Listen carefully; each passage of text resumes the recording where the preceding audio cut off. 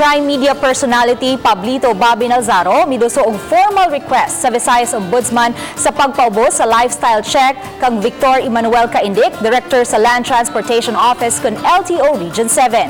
Ang report ni Nico Sereno.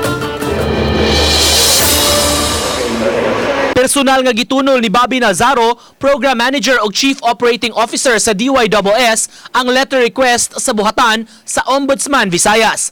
Nalatid sa request ang expose niini sa iyang lindog sa pamantalaan, kalabot sa giingong mga kahiwian o korupsyon nga naglambigit kang Caindic. Base usab kini sa nahaunang reklamo gikan mismo sa biological father ni Caindic kinsa mipasangil sa iyang anak nga dunay unexplained wealth, apil na ang ubay-ubay nga brand new utility vehicles.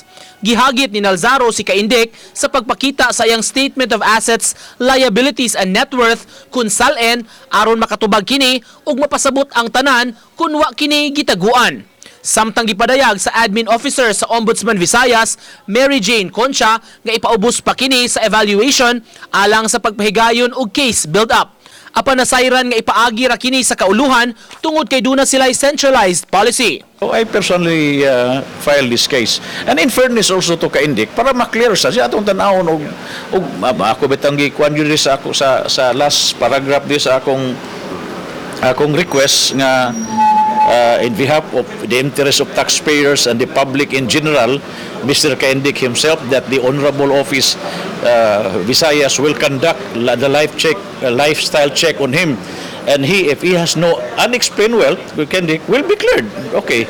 But if he does, he must face the music and be prosecuted in the full force of the law. Usually, basta inani, fact-finding na siya. Para bang case build-up muna, data gathering, mga inana. Pero I'm not sure, kay depende man na sa evaluator. Samtang sa phone interview, gihulagway ni Caindic nga usa ka fishing expedition ang gihimo ni Nalzaro. Gipadayag niya nga wa siya gitago ug anaa sa iyang salen ang unsa may asset nga iya karon nga gihuptan. Harassment ang paghulagway niya nga gihimo ni Nalzaro kaniya. I have always maintained that what Bobby has is a fishing expedition. Gadala siya o kanang pukot ba? Mawamili siya kayo asar kita yung isda nga di pasabot. He is assuming that whatever he can find is not reflected in the salen. Di ba? So what is that? At best, it's a harassment. Uba ni Godfrey Relien, Nico Sereno, Balitang Bisdak.